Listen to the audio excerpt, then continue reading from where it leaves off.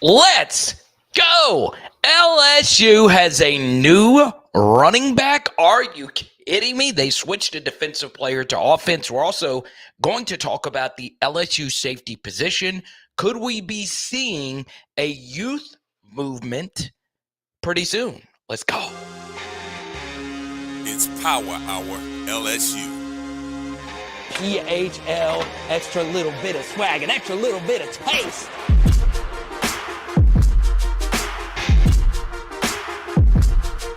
Yeah. Man, I'm headed to the field. Terror of the tiger, I'ma always keep it real. Everything gon' get devoured, it's the power. LSU with Carter, it's the power. LSU with Carter, man, I'm headed to the field. Terror of the tiger, I'ma always keep it real. Everything gon' get devoured, it's the power. LSU with Carter, it's the power. LSU with Carter, man, I'm headed to the field. The guy that just keeps jumping out at me in terms of what he accomplished was, Juwan Johnson. I mean, he broke every record. I mean, and like you watch him and you go, wow, he's going to play this position. And then you watch him again, you go, well, maybe he can play this position. And then you watch him again and you go, no, he can play this position. So Juwan Johnson is now a running back for LSU after the injury to John Emery. Brian Kelly just confirmed that at his Thursday press conference. We'll get into everything he has to say.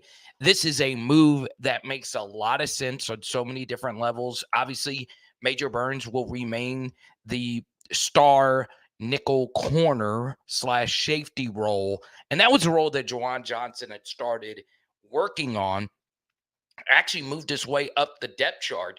But since then, there are guys like Jair Brown who play some of that position as well in some nickel and dime packages. So I would expect him to be Major Burns' top backup. But Juwan Johnson will play running back for LSU on Saturday versus Nichols. Now, it's still going to be the Caleb Jackson and Josh Williams show. You're also going to get a lot out of Kaden Durham, who himself was one of the most productive running backs in the history of Texas high school football. So I still think mostly those three guys are going to get the most run. But for those that do not know, Juwan Johnson is the record holder of everything offensively in the state of Louisiana. So he is no stranger to playing with the football in his hands, even though he was more so a quarterback than he was a running back. And as many of you know, I like my running backs thick. He's not really that big of a guy, but he is unfreaking believably gifted with the football in his hands for anyone that watched him in high school. So Brian Kelly is talking not only about that, but quite a few different things. I plan on going live at 5, but then I knew Brian Kelly was going to go live, so I just decided to do it afterwards. So more than likely moving forward on Thursdays, we will do our live streams at 5:30 or after Brian Kelly does his Thursday night press conference. So for me, one thing that I don't believe was asked was the safety play, right? A lot of you were critical of the safety play. And I don't always agree with Pro Football Focus's grading, but they did have Jordan Gilbert as their lowest graded player.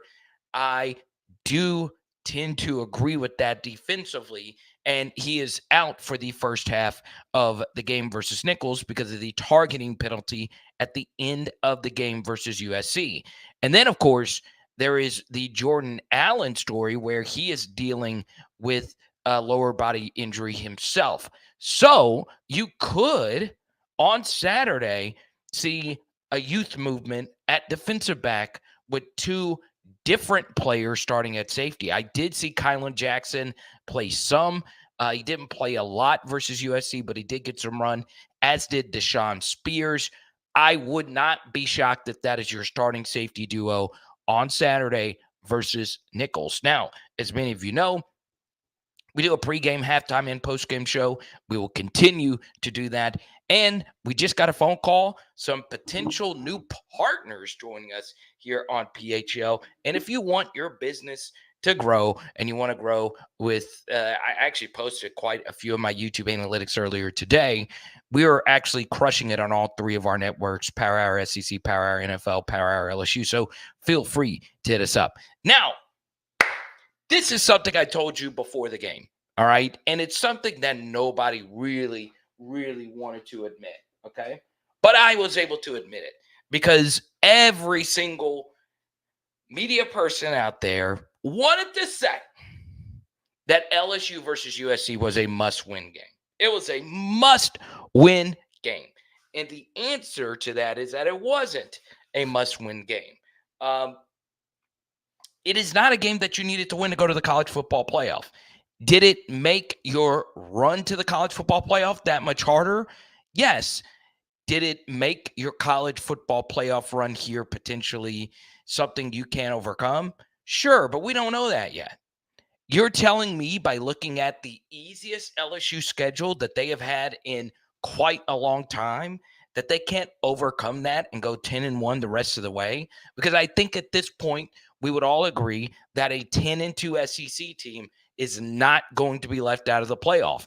Now, you might not host a playoff game. The loss to USC might have hurt LSU when it comes to doing that very thing, but they are still in a spot where they can go 10-2 and make it to the college football playoff. I do think they're going to need to go 10-2. I don't think a 9-3 LSU finds a way in, but I do see a path forward for LSU.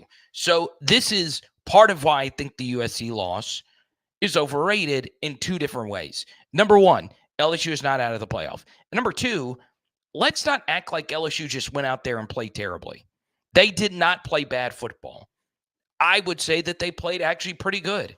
USC just made more plays. They had a few extra playmakers that LSU did not have. Does Chris Hilton change the game for LSU? Maybe he does. Maybe he doesn't. But I do feel defensively they had a few extra guys that can go out there and make you a play or two. I do think still that this was an evenly matched game where if they played again, LSU might still be favored by half a point. USC might be favored by a point or 2. Still, if they played again, I don't think USC is going to win. I think if they played 10 times, maybe USC wins 6 out of 10 times and LSU wins 6 out of the 10 times or 4 out of the 10 times, whatever. So I truly do believe LSU still is in the mix to make a run to the college football playoff. I don't think that's a biased take. I don't. I really don't. So we're going to Mystic Rain. I don't think 10-1 is enough. You have to beat Ole Miss and Alabama for quality wins. No, I think 10-2 gets you in, even if those losses are to Ole Miss and Alabama. Okay? If you win one or the other, you're going to be at, what, 10-2. Now, you can't lose both. If you lose both, that will get you at 3 losses, and then you're pretty much out of it.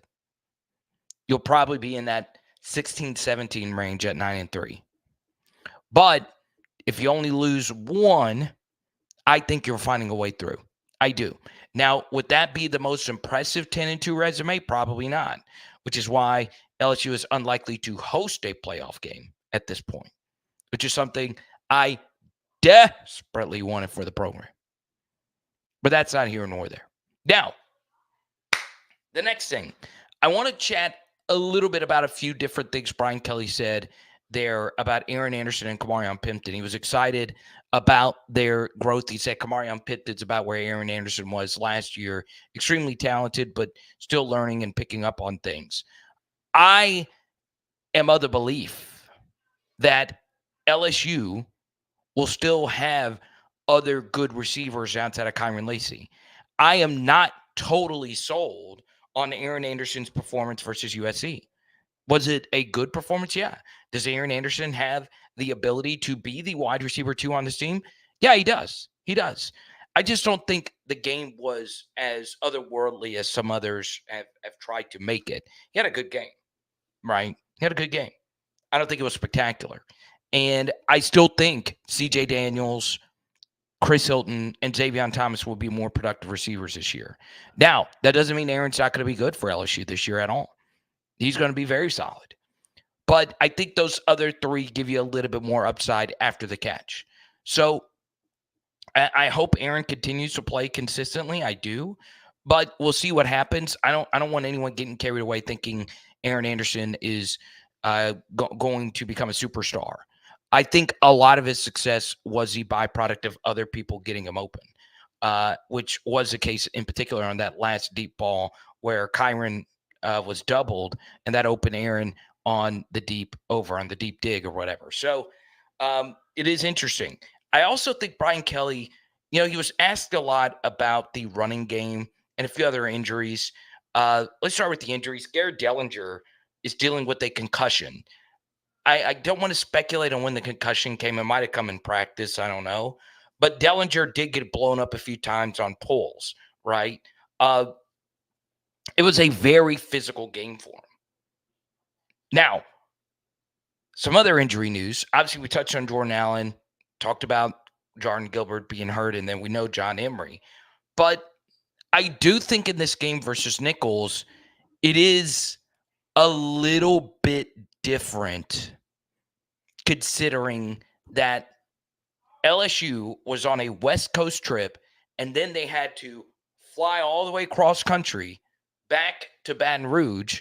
They get in at 5 a.m. So this has been an extremely short week. Body clocks are exhausted because you did play the Sunday night primetime game, right? It was different than coming back from Orlando where you're gaining hours, right? You're coming back from Vegas and losing hours. And you're playing a better team in week 2 than you did last year. And you're playing a better team in week 2 than you did a few years ago when you got Southern in week 2. So you go from Southern, you go to Grambling, and now you get to Nichols. I do think Nichols is a better team than both of those teams. So I do think you might see a little bit more of a cautious approach in terms of snap counts going into this next week. Okay? Now, shout out to Kedrick, shout out to Alex, Pegasus, yes, indeed, Xavion Thomas.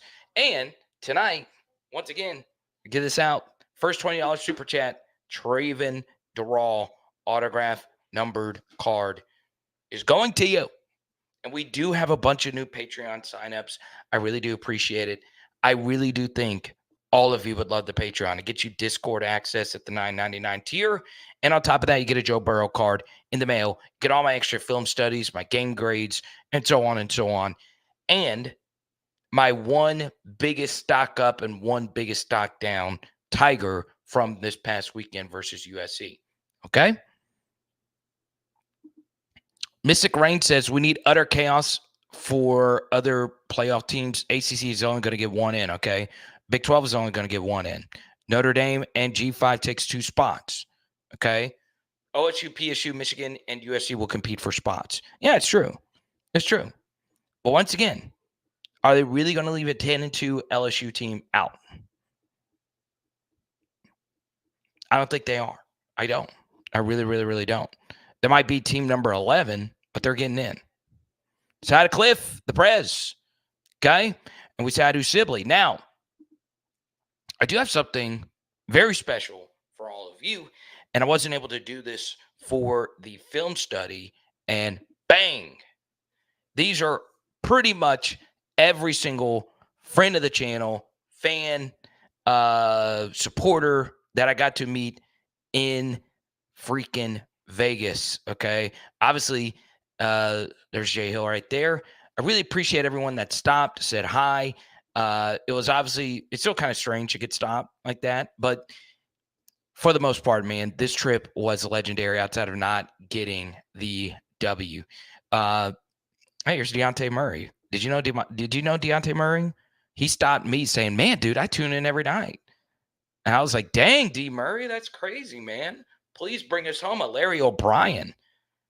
So, shout out to him, okay? Absolutely love it. Absolutely love it. I know Cliff saw himself in there, okay? And Sibley says, F the jet lag. Young kids can jump off the play and play full court basketball. Let's go to Cliff. Once Pimpton learns his blocking assignments, this offense will really hum. Yeah, so I'm actually defending Kamarion Pimpton in his blocking. Yeah, he got blown up twice. But on both of those plays, were they really his fault? Not really. Okay. I thought his blocking overall was fine. I thought he had some really good blocks actually in this game, but you are right. Overall, he's still working on it. And if he gets good at it, he is going to truly be great at LSU. Okay. Now, my goal tonight, I need to do a better job of setting my goals. My goals tonight are $50 in Super Chats. $50.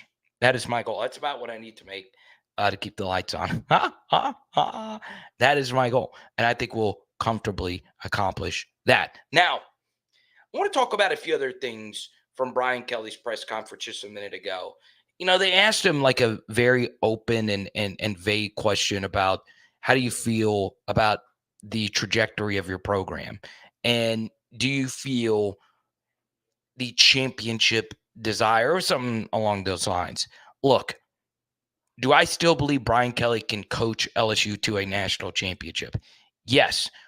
But one thing I would say, and this really will receive some blowback because, well, in the first two seasons, we do have 2 10-win seasons.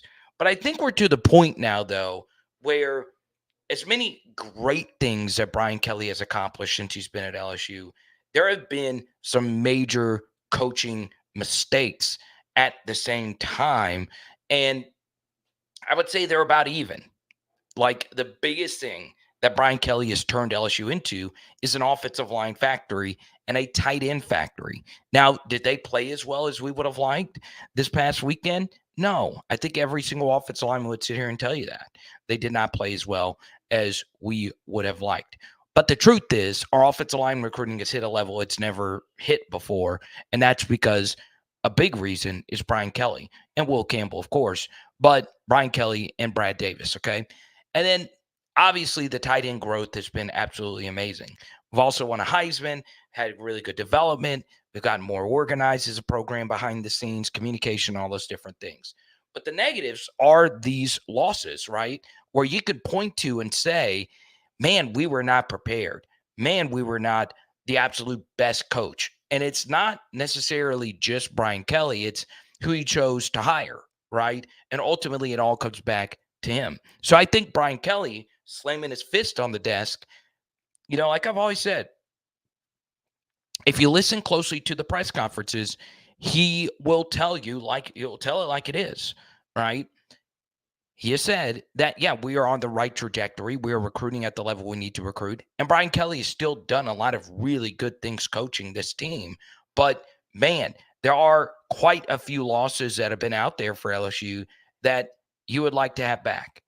And hopefully these types of losses don't continue to happen, in particular season openers, as many of you know. But also, we were mostly good in close games, early in the Brian Kelly tenure. And now we're starting to lose some of these close in the balance kind of games. Ole Miss last year. And then, of course, this game here versus USC. So, some would say those things are just averaging themselves out. But I would also say there's a few different things that we could have done to win those said games. Okay.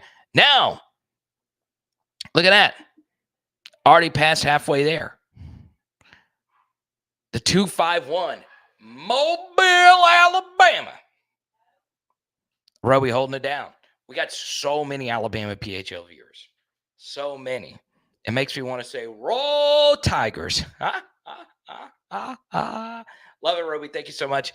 And Michael Roby, I'm sorry I didn't FaceTime you when I saw Deontay Murray in Vegas. Because Pierce is definitely up there. Doc B is definitely up there when it comes to the biggest Pelican fans. TJ Carr is definitely up there as well, but Roby might be the absolute number one Pelicans fan on here. Okay? Let's go to Taylor. This team can still do great things. If we had just made a couple more plays, we win. 2019 is the GOAT, but if we don't make the 3rd and 17 play, we may have lost. Absolutely. Pieces are there. We just got to make those key plays. Yeah, so let's talk about some of the key plays. And Roby, if you have a different question, let me know. I'll go ahead and answer this from Marky Mark because it does look like he is a first-time commenter. Okay. It's not going to cost us any recruits. It's not.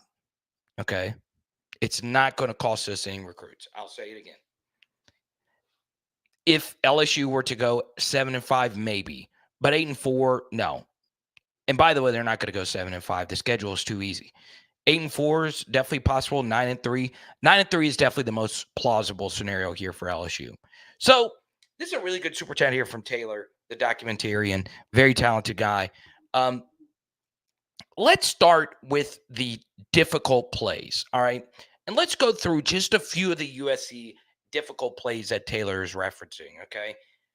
Sometimes the other team, and you see this more in the NFL because everybody's good, but in the NFL, everybody makes extraordinary plays, right? That's why, there's not as many explosive plays. Everybody's smart. There's not as many blown coverages. Everyone's playing comfortable two high shells and everybody could tackle for the most part. In college, you rarely see that, right? College has a lot of weak links, and there's weak links in the NFL as well, but once again, everybody's good. And the thing to run into is if you play another good team, they have a lot of athletes that can make extraordinary plays. I still go back to the opening kickoff. That tackle made by number 24 was an extraordinarily difficult play. And I think for a lot of people that didn't play football, I think the scariest thing that you can do is play kickoff. Kickoff team, even with targeting not being what it like slowing things down, it's why the NFL got rid of the old kickoff, right? It's difficult to play kickoff team. It is full speed collisions. I am pretty sure I've gotten a concussion playing kickoff team. It sucks. So to make that tackle that the USC player did on the very first play of the game is extraordinary. All the catches they made, extraordinary. Miller Moss throwing that football through Weeks' arm, extraordinary. They made a lot of extraordinary plays. And defensively, Gio Pius made some very difficult plays. Savion Jones, of course, was so freaking good in this game. Whit Weeks made an extraordinary play. Harold Perkins did. Obviously, Ashton Stamps made a lot of them this past weekend. But USC ultimately just made more than we did. And when it gets down into crunch time, we can get into play calling and all of that. We have got to do a better job of having guys step up and make those types of plays, right? And sometimes those plays are routine. Gary Nussmeier missing Aaron Anderson on the rollout. And yeah, I push back on people overhyping Aaron Anderson's performance. Well, you make a decent throw right there, Aaron is at least picking up a first down. Okay. So you've got to be able to make that throw. And look. Oh, you're live? Yeah, we're live. You've got to be able to make that throw. Salmon in the oven. We're doing salmon. You've got to be able to make the throw. Got to be able to make that throw. So sometimes it's a very ordinary play that you need to be able to make. All right. Now, it's a very good super chat. Now, Roby did have a Pelicans question, so we're going to do a trade BI, please. I agree. I'm not smart enough on how to get that done. Let's go to Pegasus here, okay? Loving the energy in the chat. Carter, suppose. Oh, okay. I think Ricky will be your top backup, okay? Let's go to Roby. A 969. Nice. You got two questions. You have a new QB and 7 new coaches. Why don't you schedule South Alabama the first week and not a big program? Just a money thing. Okay. Very good question. And one that we more so addressed yesterday, but we'll do it again now. There is a huge, and I mean huge benefit of LSU playing this Sunday night opening week primetime game. You are the only game being played, all right? Now, the NFL is thinking about pushing back to Labor Day or pushing up to Labor Day so you wouldn't be the only thing. But there is so much value in being that only game. What was it, 9.69 million people watch? That is absurd, absolutely absurd for just a season opening college football game. So not only do you have that, when you play these neutral siders like this, you get $5 million. LSU got paid $5 million. And Sibley actually knows the exact numbers, and they cover a lot of your expenses as well, because you're going out of the way to play a neutral site game, and the sponsor and all of that covers it. And you get to play in an area that could draw a different type of recruit. So it honestly is a money thing. It's a neutral site game. They're covering your expenses. You're not having to pay a school to play them. LSU, of course, is paying Nichols, what is it, $750K to play this game this weekend. So there's a lot of benefits in it. A lot of higher ups like the neutral siders. But the truth is, I am the believer, a strong believer, in scheduling a tune-up game before playing a difficult season opening game. Any way you slice it, it makes no sense to not do that. All right. Now, I'm not saying LSU should use that as an excuse to not go out there and win that season opening game. Two things can be true at once, right? But, Taylor brought up the 2019 team. Do you think that they would have had the passing performance they had versus Texas if they didn't have a tune-up game the week before? I would like to think that they would have, because they are the best college football offense of all time, but we don't know that. We really, really, really don't know that. So, yeah, I mean, I'm of the belief that you should play a very weak season opening game. College football has no preseason. College football has the most roster volatility of any sport that we have, probably at any level.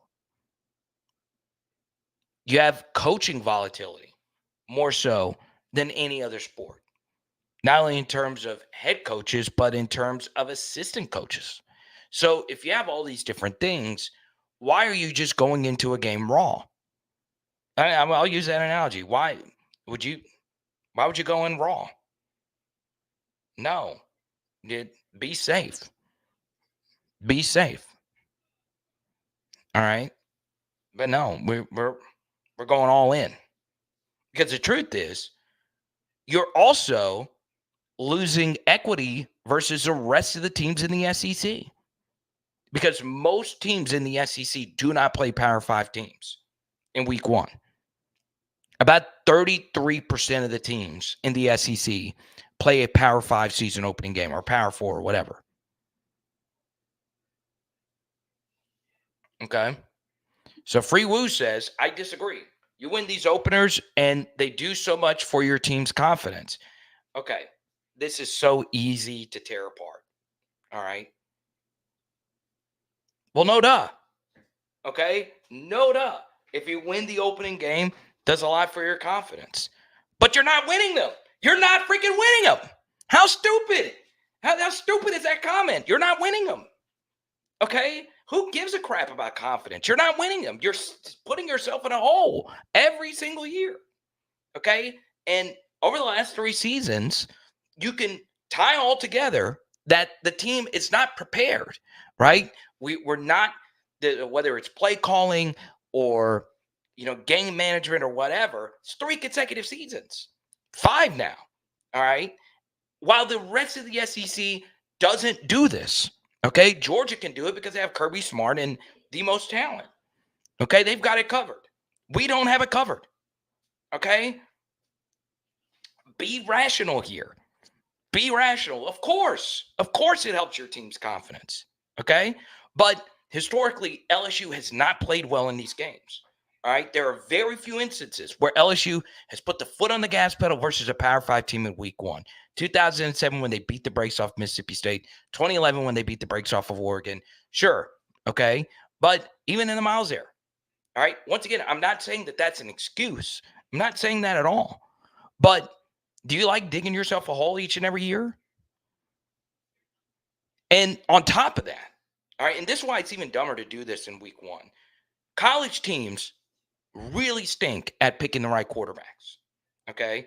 And the truth is, LSU did pick the right quarterback in Garrett Nussmeier and still lost. A reason why a lot of teams lose these season opening week 1 games is that they don't have the right quarterback picked. LSU has still lost these games when they've had good quarterback play or good quarterbacks in general. They're still losing the games, still losing them. All right. So that's oftentimes why teams lose in week 1. They don't have the right quarterback pick. You're still losing, and you have the guy. It is nonsensical to do this year in and year out. Now, sure, the money makes a lot of sense. It makes a lot of sense. Okay, I'll let you follow up. Well, this playoff system changes that and makes you way better. No, it doesn't. The playoff system actually, I will say, the playoffs, like I've said to start today's show, why I said the USC loss is overrated. LSU very well still could make it to the playoff. They played good. They played good versus USC, just not good enough. Okay? But the thing is, and this is why a lot of people get this so mixed up. The expansion of the playoff still does not incentivize teams to schedule harder. Okay? It doesn't. Oh, okay. Yes. So, whatever the case may be, I didn't mean to blow up at you, but the truth is, you should have a tune-up game. Okay, it's just how I've always felt. All right, I understand. LSU shouldn't have excuses, and they should go out and win it. That should be the case for every program. All right, but the reality of college football is it's not like other sports. If I'm a college basketball team, I want to play an absolutely positively brutal season opener because there's really no downside of losing it. But if you win it, it still goes towards your RPI. And it's still one of those things when you're trying to get into the tournament that, hey, you beat this team in the Maui Invitational or whatever. If you lose it, nobody gives a shit. Nobody gives a shit. College football is not like that. I agree with playing a very difficult season opener in every sport outside of college football, where there's no preseason. You only practice in your own facility. You only play against your own facility. There's no inter-squad scrimmages at all. Transfer portal, new coaches, all those different things. It is, and I've said this because I love all sports. I follow soccer. I follow all of it. Outside of hockey, hockey sucks. College football is so much different than all the other sports. It is so much different. Okay? Every other sport has preseason. Every other sport has scrimmages, inter-squad practice. College football, no. And the season opening game matters more in college football than any of the others. So why do you play a difficult team? Okay. Let's go to Dane.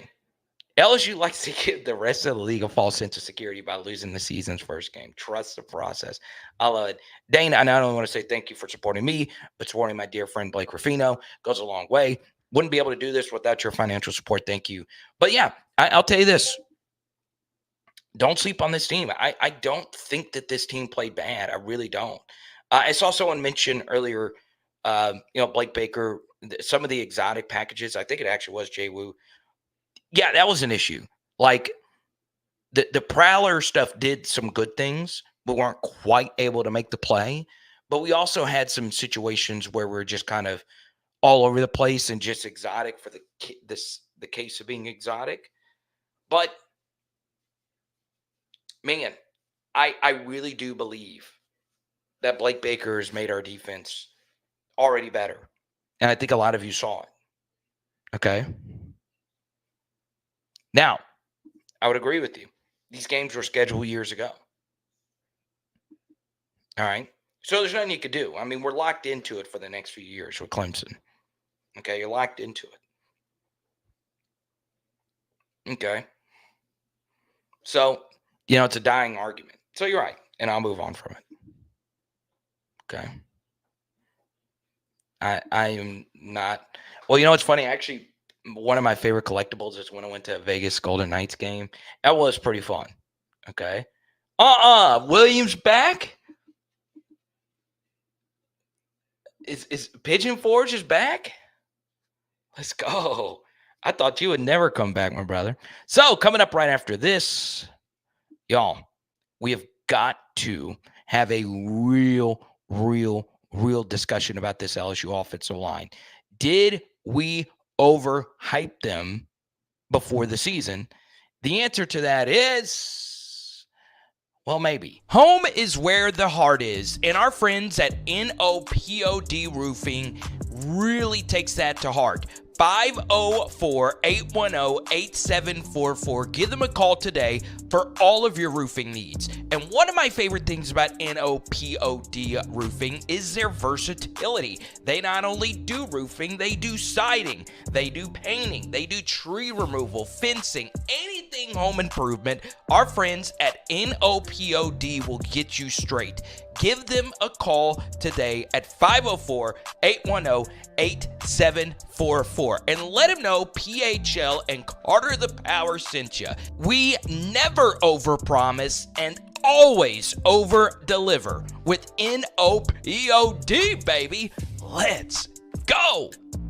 I think joy and happiness and doing things you like is important. My favorite thing is sports cards. When I'm not on YouTube, I am building my collection. And when I started, I wish there was a sports card strategy show. He wasn't necessarily going to be a first-round pick before all this Heisman buzz. Now they're talking about him being a top 5 pick.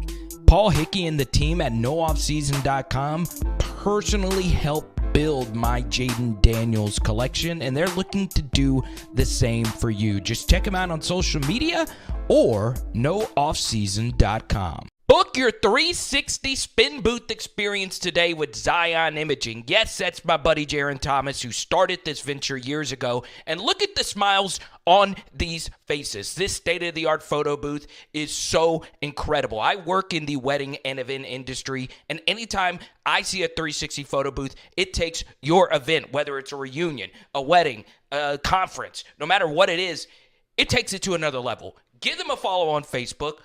Book them today. There is a special deal going on now where you can get up to 40% off. This is all the info. Give them a call today, 318-469-4265, or go to Zion Imaging. That's XYAN Imaging.com. All right, Free Woo. I know I jumped on you a minute ago. There you go. Well, go check out nooffseason.com, Free Woo. Sign up today for the 30-day free trial, and I will send you a, or if you sign up for the Patreon, Free Woo, I will send you a Joe Burrow card in the mail. But I actually do that for everyone. So there you go. Next person that signs up for the 30-day free trial with nooffseason.com, I'm sending you an LSU autograph card. Okay, it's free. It's free. Okay. Now, I know some of you want to talk some Kaden Durham. Okay. But I want to talk about this offensive line.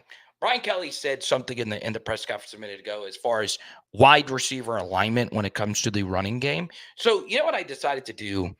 I went to go look at some other teams that ran the football effectively this weekend. And now, look, some of these teams played very, very weak competition. But I saw on Twitter earlier today where Chip Kelly ran for Ohio State, ran the play that we love to run, that drives some of our viewers crazy, inside zone. But Chip Kelly decided to run inside zone, but inverted. Okay, and it ended up being a 12, 13-yard run. Okay, I won't show it, but it was a creative way of running inside zone. We do lack some creativity, not only in our run game, but things that we do off of our running game, right? And you know, Mason Taylor had a pretty big game versus USC, pretty big. And we were using him really well. I think we could have even targeted him even more in this game. We could have used a few extra more, fakes here, tight end leak over here, tight end leak over here. I think we could have done even more when it comes to that. So I am of the belief that our running game needs to be more creative. And a lot of you know that. You just do. Okay? Let's go to William. If we make a couple more plays, we win the game. Got to run the football a little bit better and hit some big plays. Yeah, absolutely. Okay? Let's go to Roby. He wants to talk some Kaden Durham. How good is the freshman running back from Duncanville? Will he play this week? Yeah, I think Kaden's going to get some run. I would actually be very mad if Kaden doesn't get at least 5 to 10 carries. All right. I would love to see him get some run before Juwan Johnson, because you brought Kaden Durham in to play running back. You did not bring Juwan Johnson in to play running back. The way I understand it is, Kaden, when he got here, the speed of things, took some time getting used to, right? He was so much faster than every single person he played against in high school, outside of course, when he played like real powers like DeSoto, where they had 4 and 5 star guys. But even then, he had a good game versus him last year anyway. So it's been a little bit of a curve for him, but I still had him as a top 5 player in this class, and I'm not going to back off of that. And maybe it's one of those things where let's just get him touches with the lights on and he can take us to the next level. And I still stand by that it would not be the absolute most shocking thing in the world if he plays versus Nichols and he kind of becomes our guy. So I am of the belief that Kaden Durham is still a really, really special talent. And I would love to see him play a lot versus Nichols. Like, if he can't, I understand he's just a true freshman, but if you can't dominate Nichols, then all our evals are probably off for him. Okay.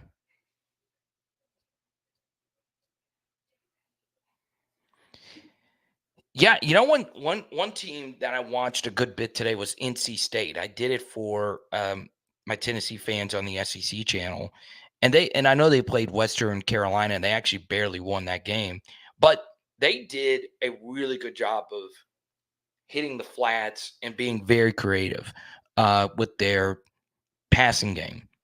One thing I felt Joe Sloan did that really didn't make a whole lot of sense is, so a lot of you know Garrett Dellinger is concussed, right? I don't know if he got concussed from practice. It could have been. But Garrett Dellinger got blown up a lot. And when that happens, and I say a lot, it was one time where he pulled where he just got absolutely skull crushed. That means that the other team is really keyed in on what you're doing.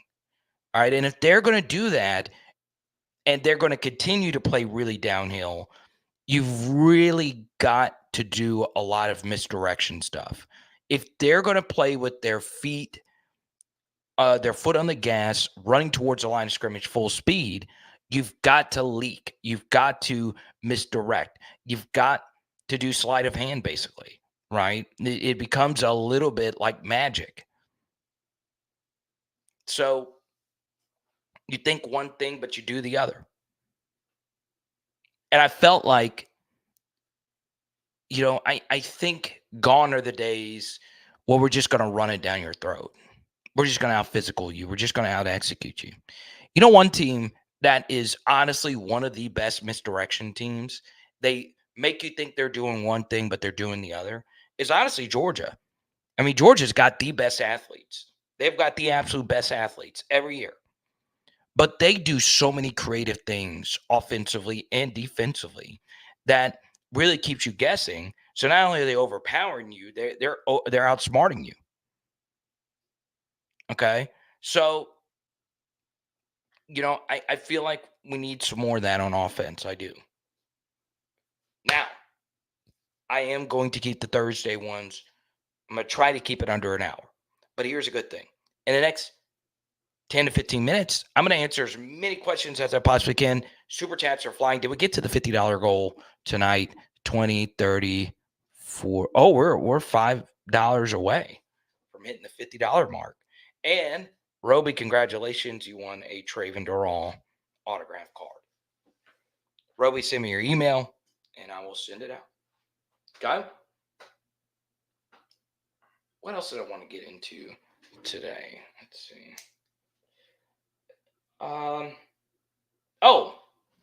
We're supposed to do this every Thursday. We look at all the SEC games against the number. Okay. Let me go pull this up. Okay. Scores. SEC. All right. Please check out Power Hour SEC when you can.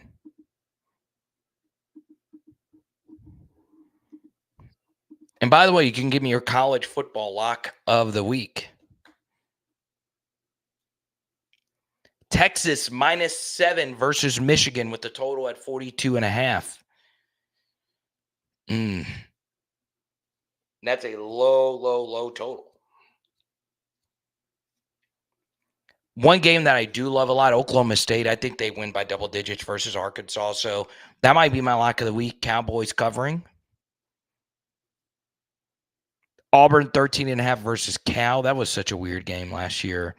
Kentucky -8.5 versus South Carolina. Bounce back spot for Kentucky, who's lost to them 2 straight years. Shane Beamer and Mark Stoops hate each other. They do. Ole Miss 43-point favorites over Middle Tennessee. 62.5 is a total there. Actually, like Middle Tennessee there to cover. Alabama in a bounce back from last year. Weird South Florida game. The Tide are 31-point favorites. Missouri 34.5 versus Buffalo. Oklahoma 28-point favorites versus Willie Fritz and the Houston Cougars. Tennessee a 10-point favorite. This game was at 7.5. Tennessee on the road, primetime ABC game. Kirk Herbstreit on the call. And it's gone from 7.5 to 10 just today. Just today. Arizona State 5.5-point favorites over Mississippi State.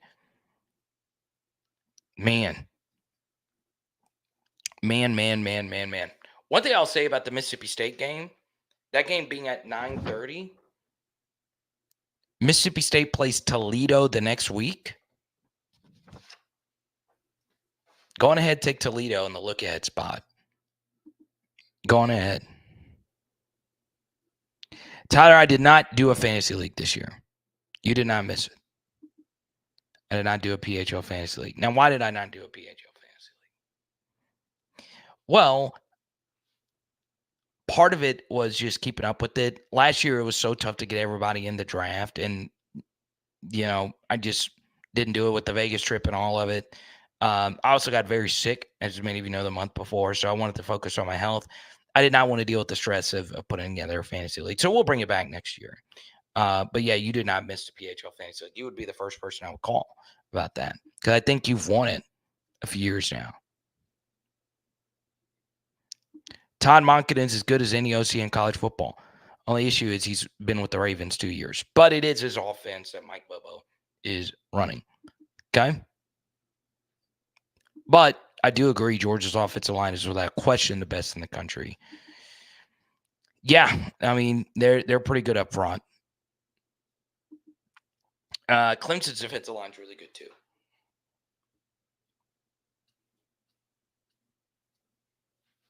Okay? Texas beats Michigan by 2 touchdowns. Did you know Michigan's defense is really good?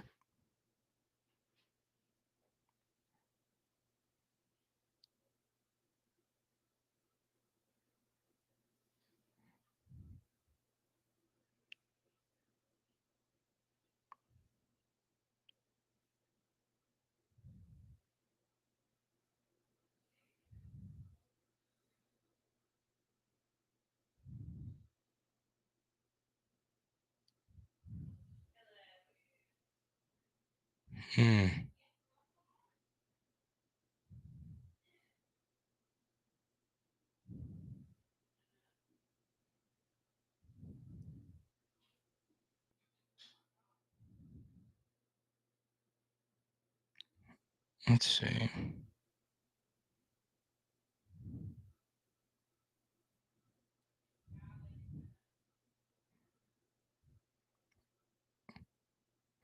Okay, this is what I wanted to show you. Look at Dylan Cruz rocking the Jaden Daniels. Let's go, dude. That's crazy. Both top 5 picks.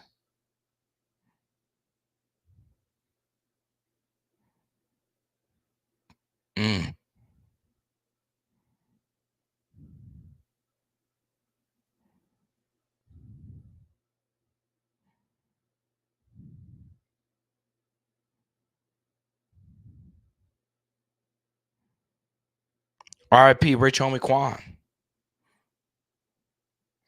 Should have said that earlier.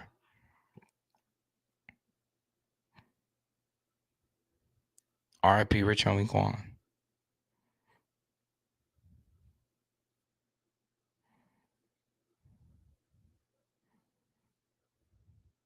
Some type of way.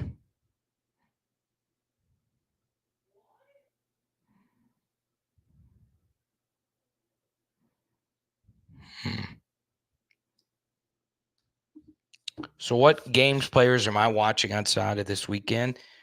Well, obviously, on the SEC channel, I do a lot of Arkansas and Tennessee stuff. I'll continue to cover all the teams, honestly. I'll still do the normal pregame, halftime. Pregame might only be like 5 or 10 minutes this weekend because it is not a huge game. Let's see here. Let's look at the rest of the top 25. Obviously, Michigan, Texas, everybody's going to be tuned in for that. Ooh. Let's see, top 25. I'm going to go to top 25. Okay. Not a whole lot of sexy top 25 matchups outside of the SEC either. One thing I would be interested in, though, Pegasus, is how does USC respond? Does USC blow out Utah State? They're 28.5-point favorites. I think Clemson going up against Appalachian State after playing the game that they played last week should be very interesting. Clemson's 16.5-point favorites. Would not be shocked if I end up taking Appalachian State. And, of course, this is a game that everybody wants to watch, okay? It's not only Nebraska and Colorado. So, they played this game last year in Boulder, and Colorado blew them out. But Colorado didn't have an offense. They didn't have a quarterback. And now they have Dylan Raiola. So you have two quarterbacks going up against each other, both sons of NFL players, and both could be number one overall picks in their respective NFL drafts. Shedeur this next year and Raiola not this next year, but the year after. And Raiola looked really good in the spring game last year and looked really good last week. So I'm cheering for Colorado because Colorado's just a better story. But the truth is, Pegasus, is like after this year, let's just say Deion leaves, after Shedeur leaves. I like when traditional powers come back, right? Tennessee coming back, Miami coming back, Nebraska coming back. It's the same thing I feel in college basketball. It infuriates me that Alabama's good in college basketball because I like traditional powers. And by traditional powers, I like schools that in college basketball that don't have the state name in their title. Okay, that's when I think about college basketball. I would love St. John's to be back. I would love Georgetown to be back. I love those kinds of programs. Villanova. It is shameful that Villanova, they should have fired their coach. Villanova, there's no excuse for them to not be in the tournament every year. It's Villanova, So Providence. I like those kinds of programs. College football, we would love Nebraska to be back. God, Nebraska fans are great. Miami, the U, love that they're back. Love that they're back. So these kind of traditional powers, I also think it's better for the sport if USC's good. Okay. I think there are some powerful people in college football that are excited that USC won this game because if USC is relevant, it's a big deal. JSB, I think we're all rooting for Texas this weekend. Okay.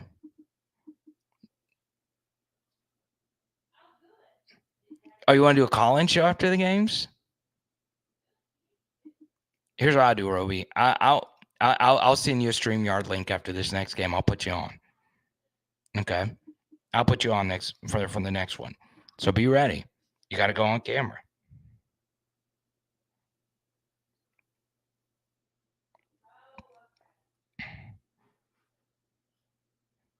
So I'm getting ready to DJ a few events. I got a DJ one Saturday morning, 5K at 5 in the morning. Okay. So what happens is like I don't listen to music every day. Like like most, because I'm just doing content. I work from home, so I'm not in the car. So I go listen to like the popular songs because you want those popular songs mixed in there. Okay. And I had heard of this singer before, but Chappelle Roan. What is it? HOTTOGO. 5, 6, 5, 6, 7, 8. HOTTOG. Yeah, that is it.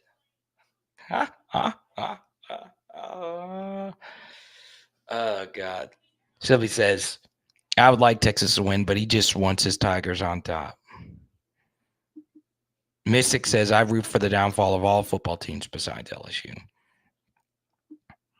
Yeah, I don't. Especially if they're not in our conference. Like, we're never going to play Nebraska. Sure, let's play Miami. We've beaten the crap out of them once. I'll play Miami, sure. I'll play Colorado.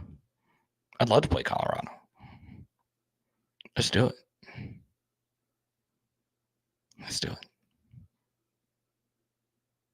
Okay. Now, that'll just about do it for me. I will be posting a video of the Chiefs and Ravens do a film breakdown. Leon, man, do you know I love the Canes, baby? Throw it up. Let's go. Anytime Florida can lose, I am a happy person. Cam Ward for freaking Heisman.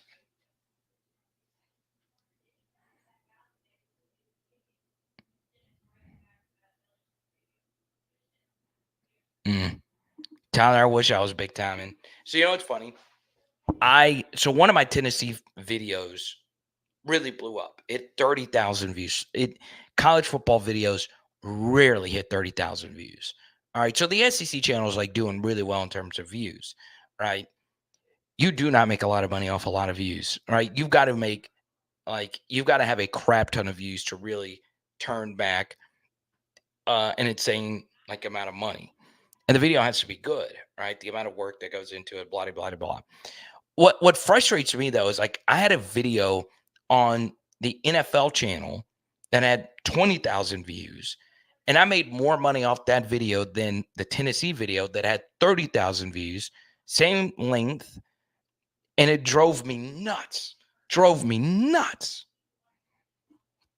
the truth is, you don't make a whole lot of money off the YouTube ads that you see. Okay? You just don't. Now, do I make some? Yeah, I make some. Now, I'm not Mr. Beast over here. But go Canes. Let's go, Canes. We'll talk to you soon. Talk to you next time. Pre-game, halftime, post-game show for Nichols. It is Power Hour LSU. Boom!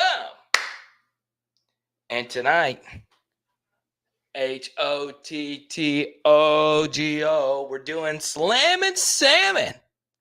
Let's go. Oh, yeah, we already did the top super chatters. Roby, Taylor, Dane. Make sure. Sometimes my Venmo does not notify me. No Vinnies.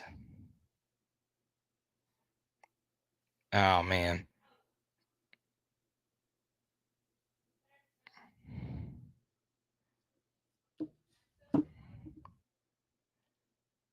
We'll talk to you next week. Or here in a